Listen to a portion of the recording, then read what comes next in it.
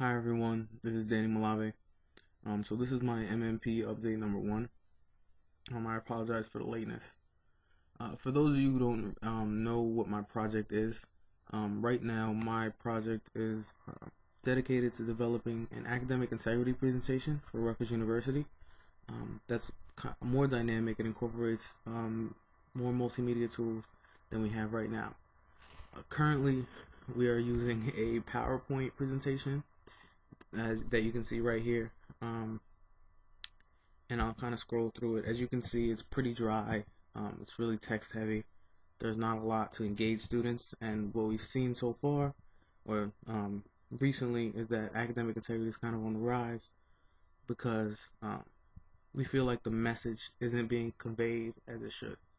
Um, so my job is to develop a or develop a presentation that conveys the message a little better.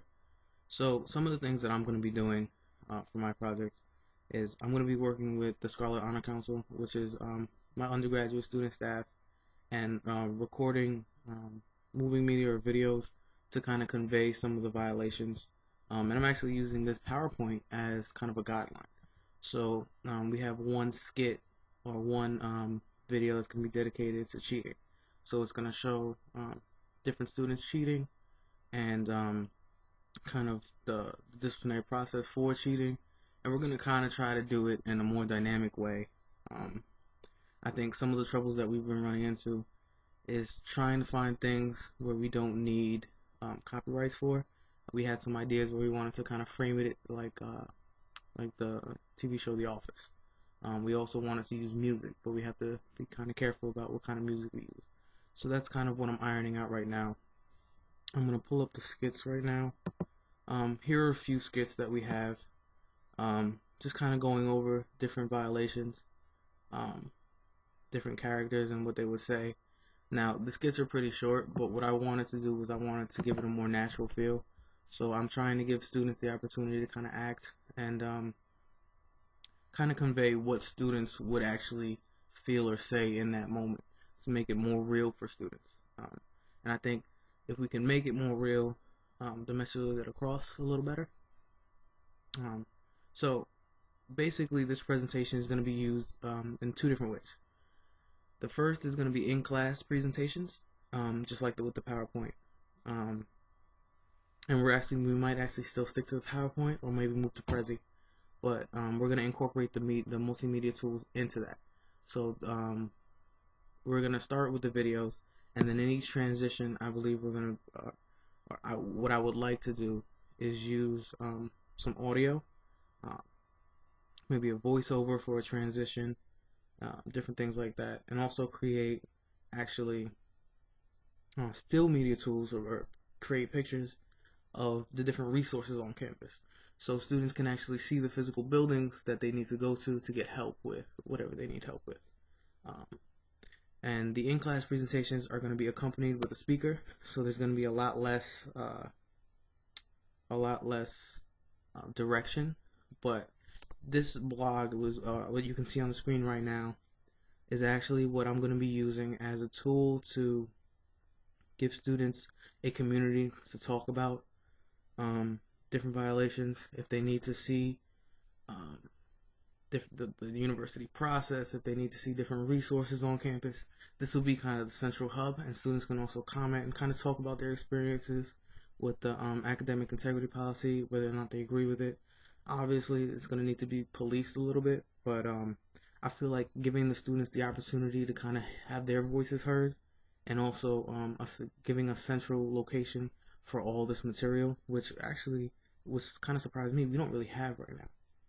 So giving them that tool, giving them that resource, accompanied with kind of multimedia tools and still media and all these other things, giving them that so it kind of engages them. That's kind of what I'm going for. So currently, this is the blog I'm going to be using. As you can see right now, all we have up is our mission and vision. And I kind of wanted to go over some of the different communities I've been getting information from. So right here, this is Twitter. I know it's kind of a basic social media tool, A lot of students use it, but also as educators, I think this is a really great resource. I actually typed in right here, EdTech, or hashtag EdTech, and it gave me so many different articles, so many different perspectives of what students or different ways to teach students using technology, different, like right here, 8 simple social media strategies for your classroom.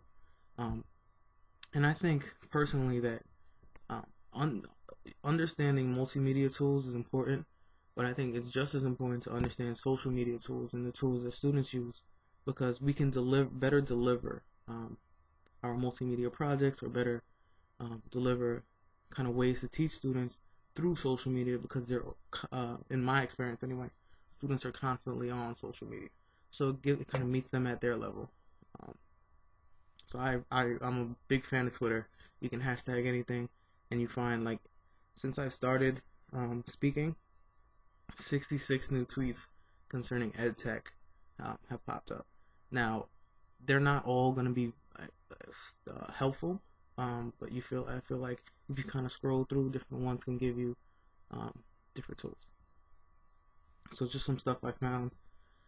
This is actually a principles reflection, um, communicating with the concept using Instagram.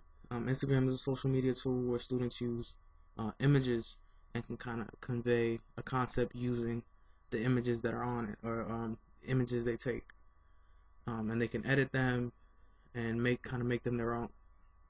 So for this, I'm actually thinking about using Instagram as a way to kind of document the progress of our academic integrity presentation. Kind of understanding how um, students can work with Instagram as an educational tool rather than just something they use for recreation. This is also something I found, 12 new ideas for 21st century learning. This kind of gives you some different things. YouTube channels, which is something that we use now for our particular course, but also incorporating it into our media presentations, which actually what I might do is take the videos that we take and create a YouTube channel for the Scholar Honor Council, so that we not only have a blog, we not only have a social media presence, but we also have a YouTube channel where students can kind of go in and see these presentations, and see these different skits and understand the process using moving media rather than just having to read through it. So the next one, digital technology. This one is actually talks about how digital technology is revolutionizing higher education. This is actually a really good article. Just kind of reading through it. I'm not gonna go into explaining it. You guys can read it if you want. But for me, it kind of gave a new perspective on understanding how the digital technology will work inside the classroom and also outside the classroom. Working in student affairs, not less necessarily in the classroom, this gives me an opportunity to understand what I could do better. And I actually indicated this earlier, but Eric Stoller's blog, which is actually a student affairs professional in the field of higher education, he kind of uses social media as his primary resource, but he also posts a lot of things regarding just using different multimedia in working with students. So it's kind of a personal blog, like he talks about being a fan of Justin Bieber, but he also talks about, like up here, working with students and developing a digital identity. So he's been a kind of a resource for me, just kind of going back and looking at some of the stuff he posted as I develop my presentation. One thing that I realized is that, throughout while I've been working with this, is that taking on both a blog and having to record different skits and take pictures and kind of edit the pictures as it edit the still media might be something that is a much larger project than I had previously anticipated. So that might end up being tapered back a little bit depending on how many skits we have, different things like that.